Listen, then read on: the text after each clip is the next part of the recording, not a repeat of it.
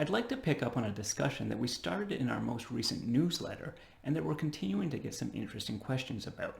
So I thought it'd be a great opportunity to explore it in more detail in today's video.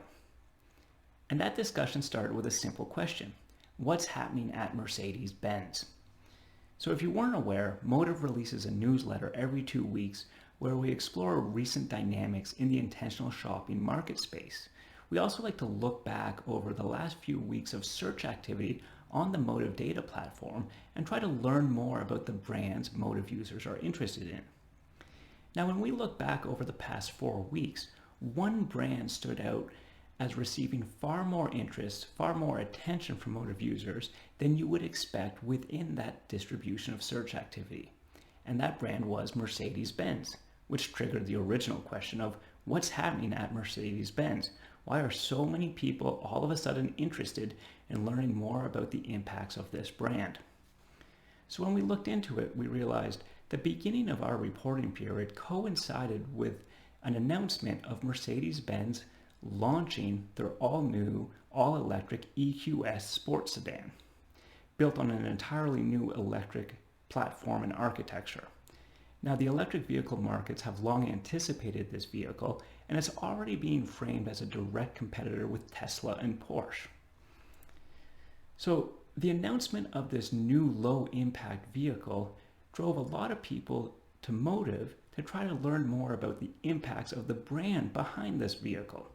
And that makes sense, because an electric vehicle does not have any direct emissions from operations. But that doesn't mean there aren't plenty of impacts being developed from the brand as they produce these vehicles, right? From climate change, water use, employment standards, business ethics. All these issues matter and they can all be measured. And Motive users wanted to learn more about them. So let's see how Mercedes-Benz stacks up. So to get a better understanding of the impacts of Mercedes-Benz on the issues that matter, we're going to turn to the Motive data platform and run a quick search.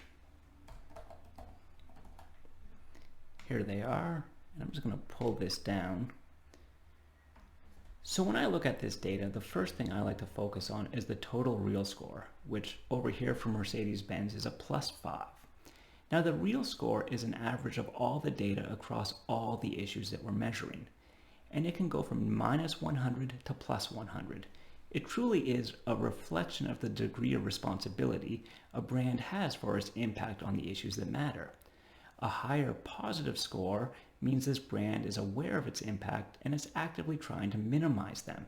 A negative score makes you question if they're even trying to be responsible. So I'm happy to see that Mercedes-Benz has a positive real score. But at a 5, it's still lower than 54% of all brands in the Motive database. I have to say, for a brand the scale and heritage of Mercedes-Benz, a brand with those types of profit margins, I was expecting better. But we can look down below in more detail. We have 7 theme scores. Now these are themes, each one of them is an aggregation of the issues that matter. So from climate action and water management to employment standards, business ethics, community engagement, human rights, impacts on nature. Right? This is where we take all the data and we divide it into distinct themes so that we can bring a bit more detail to the fore. So when we look at these 7 themes for Mercedes-Benz, we see that 4 of them are negative. Climate action, water management, employment standards, business ethics. I find that a little shocking. I would have really liked to see 7 positive thematic scores. It is nice to see that their impact on nature and human rights are strong positive performances.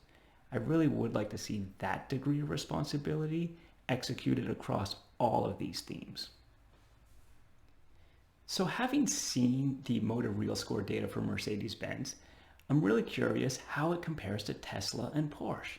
Because remember, the brand new Mercedes-Benz EQS is already being framed as a direct competitor with these 2 brands. Now, Mercedes-Benz had a real score of +5, and I can tell you that Tesla has a real score of 0, and Porsche has a real score of -7. So although I wasn't all that impressed with what I was seeing at Mercedes-Benz, I'm definitely less impressed with what I'm seeing at Tesla and Porsche. So if you're looking to buy an electric vehicle to help minimize your impact, and you're operating in this space of high-end premium vehicles, the Mercedes-Benz EQS may very well be the best choice for you. Now, if you really want to minimize your impact by buying an electric vehicle, you may want to consider broadening the number of brands you're willing to look at. Because it's not only Mercedes, Tesla, and Porsche who have electric options. In fact, nearly every major car manufacturer has an electric option, or at the very least an electric hybrid option. And every one of these major car companies are in the Motive Data platform. So I highly recommend you run a search for BMW and Jaguar and see how they compare to Mercedes. After that, run a search for Lexus, and then run a search for the Ford Motor Company. You may be impressed by what you see. Because the reality is, there's plenty of options out there for you, and your best choice may not be the most obvious one. At Motive, we can't tell you what to buy, but we do hope to be able to bring you the information you need to make the choices you want to make. So I hope you found this discussion of electric vehicles and the impacts of the brands behind the electric vehicles interesting. If you have any other questions, please feel free to connect with us on our website or in the comments below. Also, if you think we can help you with any other products you're shopping for, don't hesitate to reach out.